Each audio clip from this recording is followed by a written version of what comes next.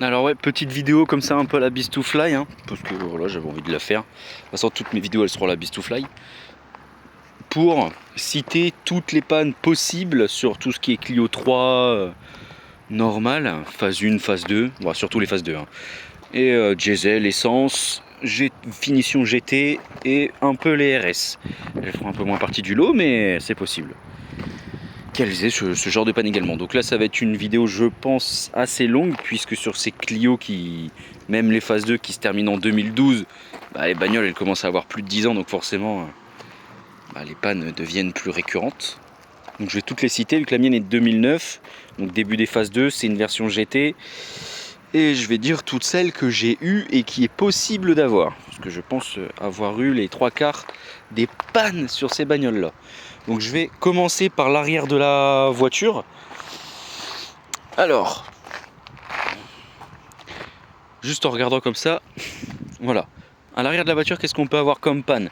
Déjà, on voit qu'on a les feux arrière. Et bien souvent, en fait, il y a des choses qui fonctionnent plus sur les feux arrière. Comme le freinage d'urgence, donc les feux rouges quand on appuie sur le frein, donc les feux d'arrêt, voilà, c'est ça. Les feux de recul ne peuvent plus s'allumer et les clignotants parfois ne fonctionnent pas.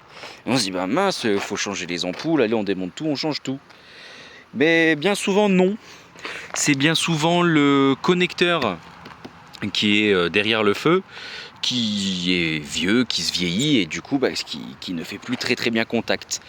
Donc la solution facile, c'est d'aller sur Amazon et vu que c'est une panne assez connue, ils vendent directement des contacteurs, pas des contacteurs, un bout du faisceau qui se branche sur le feu.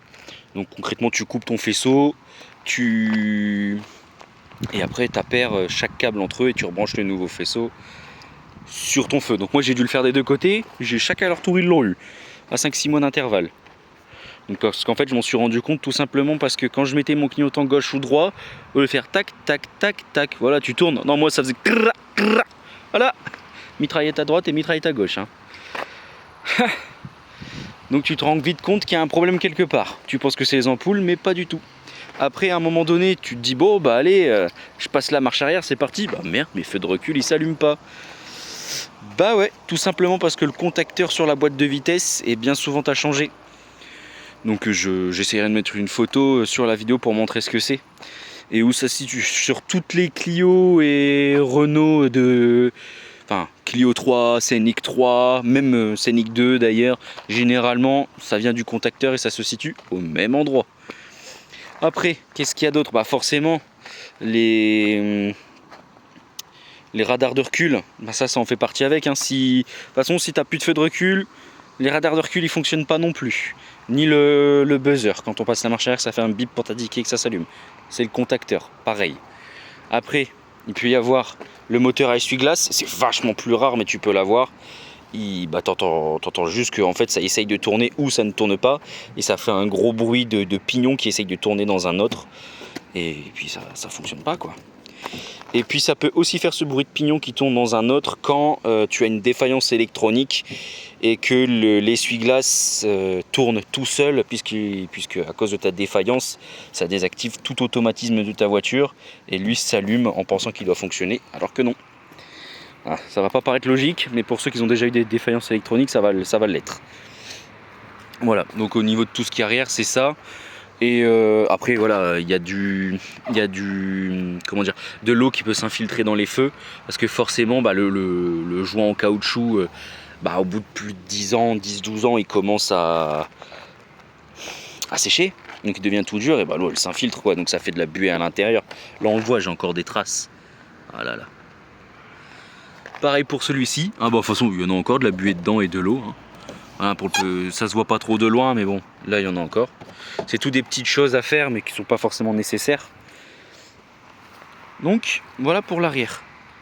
Après, qu'est-ce qu'il peut y avoir d'autre là quand je regarde comme ça? Ouais, en parlant de la voiture, ce qui peut vous arriver, c'est la défaillance électronique, comme je le disais juste avant. Et dans la défaillance électronique, on a quand tu as une défaillance électronique, c'est simple. Généralement, C'est tout ce qui est capteur de feu automatique, de balai d'essuie-glace, les rétroviseurs électriques rabattables, les réglages ne fonctionnent pas. Il y a quoi d'autre? Ton autoradio ne s'allume plus, du coup, si tu as une défaillance électronique. L'essuie-glace arrière fait n'importe quoi tout le temps. Et t'as plus de régulateur, t'as plus de limiteur, voilà, t'as plus rien. Et pour solutionner une défaillance électronique, les 3/4 du temps, tu vérifies l'intégralité de tes fusibles en premier. Et tu achètes du nettoyant contact au cas où s'il y a de la merde dedans. Et tu nettoies tous tes fusibles, tu les retires un à un, tu les nettoies tous. Autant dans le compartiment moteur, ceux qui sont à côté de la batterie, à ce niveau-là et à ce niveau-là autour de la batterie, que ceux qui sont en dessous de ton volant. De façon générale, il y a toutes les indications. Et si tu as encore ton carnet de bord, ça te dit tout ce que tu peux faire et tout ce dont ta voiture est équipée en termes de fusibles. C'est généralement la même chose, c'est juste qu'ils ne sont pas situés au même endroit selon les finitions et les phases. Ah oui, et la dernière solution par rapport à la défaillance électronique, après avoir vérifié tous tes fusibles et tout, et vérifié si tu avais de l'eau, un faux contact quelque part, parce que tu seras forcément obligé de passer par un démontage intérieur complet de ta caisse pour vérifier le faisceau, et tu as une sorte de connecteur en dessous de la pédale qui se situe là au niveau du tapis, donc c'est franchement facile d'accès. D'ailleurs je vais vous montrer parce que je pense pas qu'il y ait de tuto sur internet. En fait il faut démonter tout ça là, toute cette partie là, déclipser l'ouverture de capot, et il se situe précisément là en fait. Et c'est ce connecteur là, cette grosse prise énorme qu'il faut enlever, nettoyer et remettre. De toute façon voilà, c'est assez facile à faire. Tu déclipses ça, tu peux tirer un petit peu sur le joint au cas où, et après tu y as accès. Et puis c'est tout. Après tu sais, le tapis il n'y a rien là, c'est juste une moquette où l'eau ne peut pas passer. Et après tu as le plancher. Il y a un peu de mousse isolante et phonique. Légèrement. Voilà, donc ça c'est les pannes que tu peux avoir. Ah oui, et puis dans la défaillance électronique, les lumières, les plafonniers, il n'y a plus rien qui marche. Tu as juste une bagnole centralisée qui démarre, c'est tout. T'as plus rien en fait. Tu n'as plus rien du tout. Après quoi d'autre? Après la défaillance électronique, qu'est-ce que tu peux avoir d'autre? Une panne plutôt classique, le moteur essuie-glace. Ça sur les Clio 3, ça a tendance à vite tomber en panne.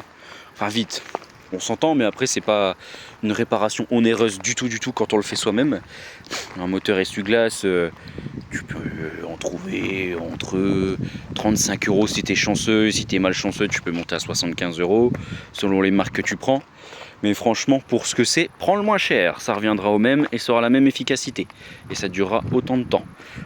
C'est juste un simple moteur qui ne tient pas car il est juste sur 2 vis et qui a tendance à prendre la flotte puisque ça amène à cette panne qui de part et d'autre de la voiture à ce niveau-ci en dessous, il y a des tuyaux en plastique qui se bouchent avec le temps à cause de toutes les feuilles qui peuvent tomber et les saletés que tu chopes dans le temps, sur la route. Enfin, si tu utilises beaucoup ta voiture, tu seras embêté.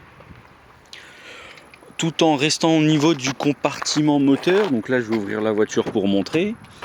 Donc, hop, on va voir ça. Ok. Alors à une main, je garantis pas la réussite. Surtout que je pense que c'est encore bien chaud. Ouais, quand même. Ah là là. Ouais, si c'est chaud. Voilà. Ouais. Donc tout en restant au niveau du compartiment moteur. Bon déjà, regardez. Justement, quand je dis que ça peut se boucher, voilà. En gros, c'est ça le résultat. Il y a de la merde et puis après ça part pas. Déjà, il y a de la merde là, mais c'est pas là que ça s'écoule, c'est à ce niveau-là. Et voilà, c'est prouvé. Les choses où vous pouvez être embêté fort souvent, c'est que sur les voitures qui, comme la mienne, il n'y a pas de pare-chaleur ni de... Je sais pas si ça fait aussi un peu de pare-son, la grosse mousse qui est là, qui s'accroche à tous ces trous là. Et s'il n'y en a pas, bien souvent ce qui se passera, c'est que vos tuyaux vont se sécher avec la chaleur ou fondre. Donc ce qu'il faut faire, c'est les remplacer. Donc il faut aller à Carter Cash, il faut aller sur Amazon, Amazon, et couper des tuyaux avec une pince coupante, et tu les mets et ça fonctionne très bien. Il faut que ce soit à peu près la même dimension et t'es tranquille. Donc là moi ce que j'ai fait, voilà, tout là où c'est bleu on voit que j'ai été embêté. Ça, j'ai pas arrêté d'être embêté avec ça, donc j'ai tout changé. En plus, pas de bol, moi l'ancien proprio, il pensait que ça venait des petits bitoniaux, là je sais plus comment ça s'appelle, ce qui envoie l'eau sur ton pare-brise. Et il a mis une petite pointe de ciseaux dedans pour qu'ils deviennent plus gros et du coup il propulse moins l'eau. Mais non, la panne viendra toujours des tuyaux. Tu dis ah merde c'est pas lui, ah mince c'est pas lui non plus. Ah mince c'est ce qu'il m'a montré, il a tort. Eh ben ouais, parce que ça peut venir bien souvent de celui-ci qui passe là, en dessous, hop, qui est caché derrière le pare-boue de la voiture et la garniture. Et après bon bah forcément qui tombe au niveau du lave-glace en dessous et de son moteur. Voilà. Et donc là on le voit, j'ai solidifié un peu parce qu'en fait moi il était pareil, il était fondu et il n'y avait plus de pression quand je tirais mon liquide lave-glace. Donc ce que j'ai fait, j'ai coupé le bout, il s'est réenfoncé nickel et je l'ai protégé de la chaleur avec un bout de cet tuyau aussi que je vais bientôt devoir changer déjà au bout d'un an. Tellement ça chauffe. Ensuite, qu'est-ce qu'il peut y avoir d'autre? Ouais, ce fameux tuyau là avec le temps, il ne se troue pas qu'à ses extrémités, mais il se troue aussi avec la chaleur sur tout son long, à cause de la chaleur de vos moteurs, ça dépend quel moteur vous avez. Et du coup, il faudra démonter tout le pare-boue et la garniture hein, de ce fait-là. Ce sera obligé. C'est assez facile à remplacer quand on s'y connaît. Il faut être légèrement équipé, mais ça se fait. Et c'est mieux de le faire soi-même que d'aller en concession, où ça vous coûtera le prix... ils vont tout vous faire changer quoi, alors qu'il suffit juste de payer un tuyau à 2 €. Ensuite, quoi d'autre sur ces Clio là? Donc les pannes classiques.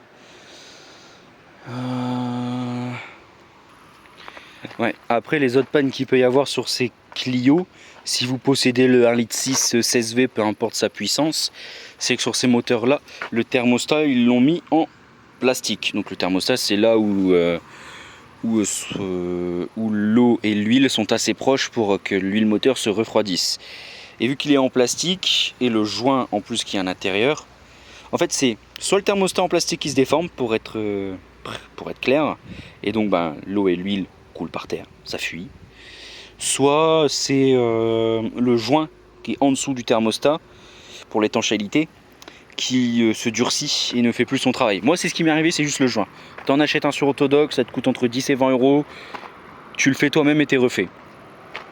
Précision pour ça, vu que je fais des précisions depuis le début de toute façon, c'est que pour changer ce joint sur le thermostat, t'as pas le choix.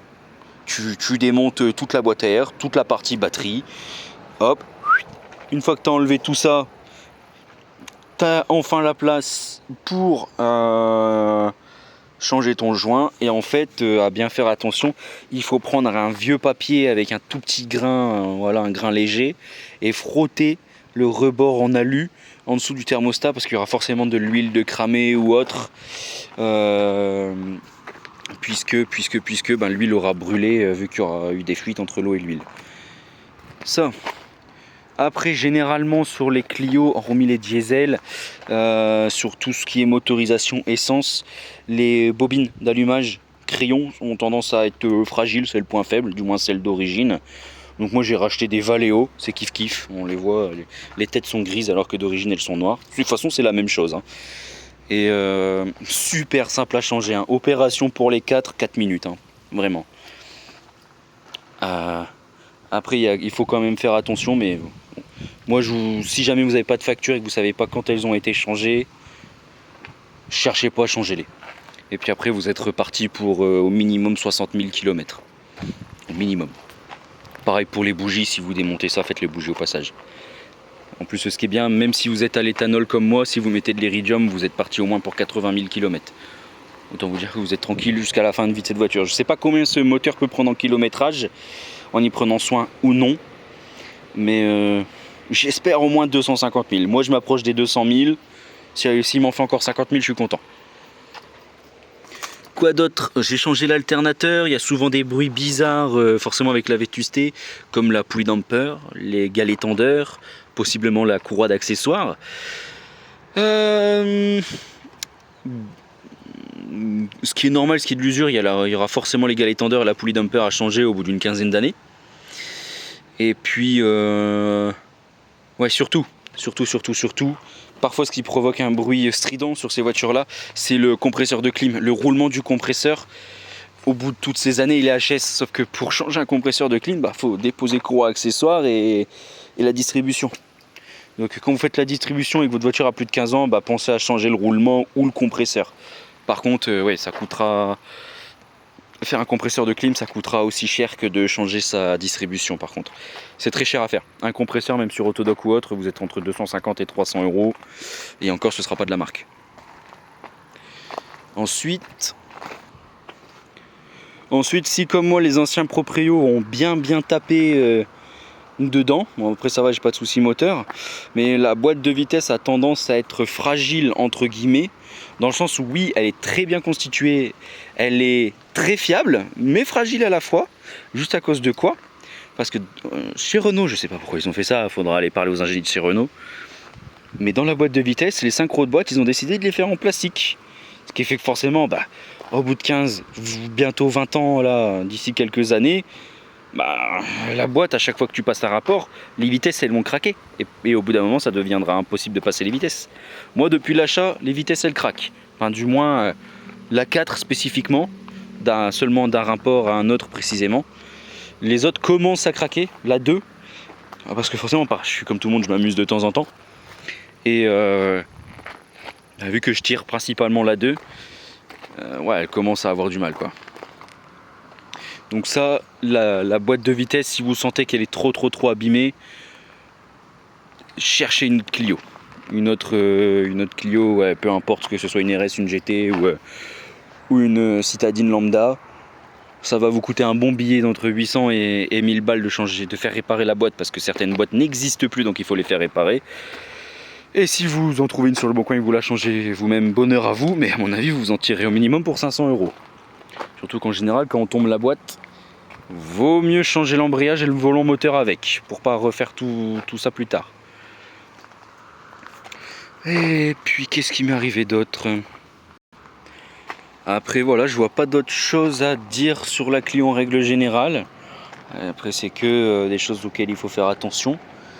Comme faites pas comme moi, si jamais un jour le moteur il se coupe d'un coup, vérifiez que vous avez bien serré vos cosses, par exemple. Sinon... Après pour parler de la caisse, ce que j'ai fait moi, j'ai mis un CarPlay. Bon, il faut se débrouiller parce qu'il y a peu de vidéos sur TikTok, vous êtes seul au monde pour faire ça. De toute façon, je vous le dis rapidement, vous prenez le faisceau d'origine, vous branchez tout dessus, ça marche. Voilà, il n'y a pas à se casser la tête. Et bon, vu que moi, elle a été trafiqué dans tous les sens, c'était une misère. Ensuite, comme vous voyez, une 3 portes. Hein. Et il me semble que c'est tout, c'est déjà pas mal. Après voilà, sur ma chaîne j'ai déjà fait une vidéo présentation rapidement de la Clio 3 GT, mais je l'ai fait comme ça, vite fait. Si jamais pour une fois on veut laisser un commentaire sur cette chaîne, laissez un commentaire pour savoir quelle vidéo vous voudriez voir sur la voiture, ou quel thème vous pourrez aborder autant dans le thème de l'automobile que dans l'informatique, voire même la mécanique. Hein. Ouais voilà, c'est ça que je voulais dire. Ce que je ferai un de ces quatre, ce sera des vidéos sur la mécanique de cette bagnole en règle générale, parce qu'il y a beaucoup de différences d'une Clio classique. Et forcément, si t'es pas débrouillard, tu t'en sortiras pas forcément bien. Puisque à chaque fois que tu regardes une vidéo sur une Clio 3 classique en 1,2 litre 16V ou en diesel, c'est jamais les mêmes écrous, jamais exactement la même chose. Donc ce que je ferai, c'est des vidéos et des tutos classiques spécifiquement pour celle-ci. Pour comment changer les plaquettes et les disques, comment faire la vidange et les astuces qui vont avec. Vu que j'en ai déjà fait une paire, je la fais tous les 10 000 km perso, même si on pourrait la faire tous les 15 000. Mais je préfère la faire tous les 10 000 km vu que j'ai tendance à beaucoup tirer dedans. J'en prends pas forcément soin mécaniquement parlant. Esthétiquement oui, mais sinon vu que c'est une voiture qui représente la polyvalence, autant dans le fait que les suspensions soient bien fermes, tiennent bien la route, c'est pas trop tape-cul et en plus ça tient bien la route, c'est ça que j'essayais de dire.